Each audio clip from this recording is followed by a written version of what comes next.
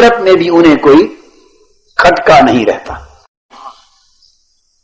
اب یہ جو القول ثابت ہے توحید و رسالت کی تصدیق، اس قرآن مجید کے کلمہ مبارکہ کی تفسیر حدیث پاک کی روشنی میں کرنا چاہتا ہوں کہ حضور علیہ الصلوۃ والسلام نے اس قول ثابت کا ذکر، اس کی شرح اور اس کی تفسیر کس موقع پر فرمائی، تاکہ یہ واضح ہو کہ وہ کون ہیں جنہیں اس قول ثابت یعنی توحید و رسالت کے فیض سے دنیا و آخرت میں مضبوطی نصیب ہوتی ہے، وہ کون لوگ ہیں۔ یہ حدیث جو بیان کرنا چاہتا ہوں یہ بخاری شریف میں بھی ہے، مسلم شریف میں ہے، ترمذی میں ہے، ابن ماجہ میں ہے، تھوڑے تھوڑے مضمون کے فرق سے سیاہ ستہ ساری کتابوں میں۔ حضرت ابو ہریرہ رضی اللہ تعالیٰ عنہ سے بھی مروی ہے، حضرت انس بن مالک رضی اللہ تعالیٰ عنہ سے بھی مروی، حضرت براء بن عازب سے بھی، اور کئی صحابہ سے مروی۔ کہیں تھوڑے لفظوں کا فرق ہے، کہیں تھوڑے مضمون کا فرق ہے، مگر متعدد طرق سے اور متعدد متون کے ساتھ یہ حدیث اور یہ مضمون آیا ہے۔ حدیث پاک میں ہے، حضور علیہ الصلوۃ والسلام نے ارشاد فرمایا، اللہ پاک نے فرمایا یثبت اللہ الذین آمنوا، ایمان والوں کو اللہ پاک اس قول ثابت کے ذریعے دنیا اور آخرت میں مضبوطی عطا فرماتا ہے۔ اور ہم ان سے کیوں متعلق ہوتے ہیں، کیوں نسبت قائم کرتے ہیں؟ نسبت اس لیے قائم کرتے ہیں کہ چونکہ انہیں اللہ نے مضبوطی دی ہے، جو ان سے جتنا قریب ہو جائے گا وہ ایمان میں اتنا مضبوط ہو جائے گا۔ یہ تو قاعدہ ہے، جو جتنے مضبوط کے قریب ہوگا اتنا محفوظ ہوگا، اور جو مضبوط سے جتنا دور ہوگا اتنا کمزور ہوگا اور غیر محفوظ ہوگا۔ تو اللہ پاک ان کو مضبوطی خود عطا فرماتا ہے، اور جو ان کے حلقے میں آ جاتے ہیں ان کو حفاظت مل جاتی ہے۔ یہ ہے ان سے نسبت قائم کرنے اور ان سے بیعت کرنے اور ان کے حلقہ غلامی میں آنے کی برکات میں سے ایک نمایاں برکت۔ حضور علیہ السلام نے ارشاد فرمایا کہ جب اہل ایمان مومن اس کا انتقال ہوتا ہے، وفات فرما جاتا ہے، اور قبر میں اس کو اس کے اعزاء اقارب لٹا کر واپس چلے جاتے ہیں، تو ابھی یہ حدیث پاک کے الفاظ ہیں صحیح بخاری کے، تو دفن کرنے والے لوگ جب دفنا کے ہٹتے ہیں تو ان کے ہٹتے ہوئے جو پیدل چلتے ہوئے جو قدموں کی آہٹ آتی ہے، حدیث پاک میں ہے کہ وہ قبر میں لٹایا گیا مومن پیچھے ہٹنے والوں کی بند قبر کے اندر قدموں کی آہٹ کی آواز سنتا ہے۔ سو یہاں سے پہلی بات تو یہ واضح ہو گئی، یہ متفق علیہ حدیث ہے۔ یہ سمجھنا کہ جسے ہم قبر میں دفن کر کے آ رہے ہیں بس وہ ختم ہو گیا، وہ کسی کی نہیں سنتا۔ ایسے لوگ جو بات قرآن و حدیث کی کریں گے اور کہیں گے کہ جو ان کو قبر میں دفن کر دیا وہ کسی کی نہیں سنتا۔ حضور علیہ السلام فرماتے ہیں کہ زبان سے پکار اور بات کرنا تو درکنار، ہٹنے والوں کے جوتوں کی آہٹ کی آواز بھی سنتا ہے۔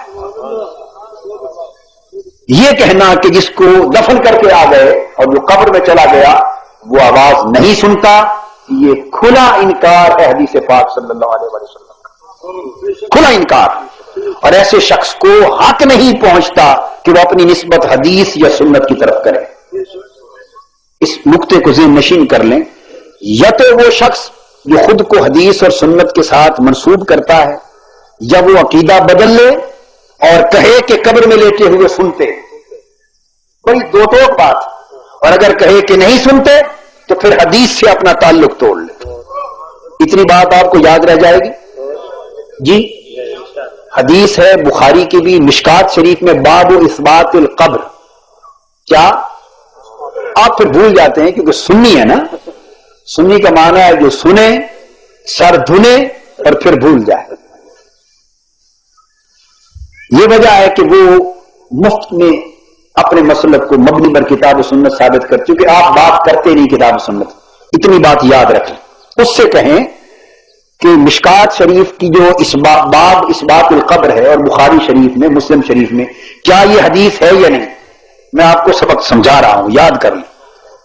کیا یہ حدیث ہے یا نہیں کہ جب میت کو مومن، ابھی تو ہم تو مومن کی بات کر رہے ہیں نا، اولیاء کا درجہ ان سے اوپر، عام مومن، بلکہ واقعہ یہ حدیث کے لفظ ہیں کہ کافر بھی سنتا ہے. تو جس کا نہیں سنتا وہ کافر سے بھی کوئی بدتر ہوگا جس کا نہیں سنتا.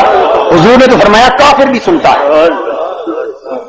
حضور علیہ السلام نے فرمایا کہ مومن ہو یا کافر یا منافق، تینوں الفاظ آئے ہیں حدیث میں. فرمایا اب اما المومن، پھر فرمایا اب اما المنافق والکافر، تینوں کے لفظ آئے ہیں. مومن بھی سنتا ہے، منافق بھی سنتا ہے اور کافر بھی سنتا ہے. اسے کہیے کہ مومن، منافق اور کافر تین طبقے تو دنیا میں ہیں. یہ تو تینوں سنتے ہیں، آپ کے جو نہیں سنتے خدا جانے وہ کیا بلا ہے. خدا جانے وہ کیا بلا ہے کہ منافق اور کافر بھی سنتے ہیں.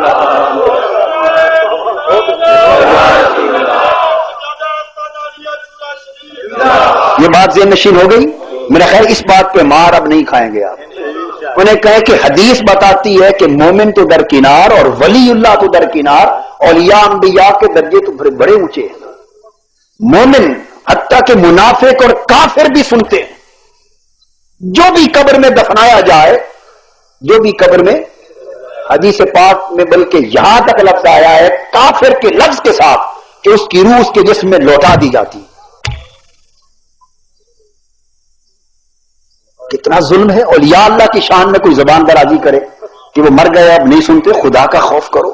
حدیث میں ہے حضور علیہ السلام نے فرمایا کہ حتیٰ کہ کافر بھی جب رکھا جاتا ہے اس کی روح اس کے جسم میں لوٹا دی جاتی، اسے اٹھا کر باہر بٹھا دیا جاتا ہے تو کافر کی روح پلٹ آتی. کافر تمہارے قدموں کی آہٹ سنتا ہے اور اللہ کا ولی ہماری پکار نہیں سنتا.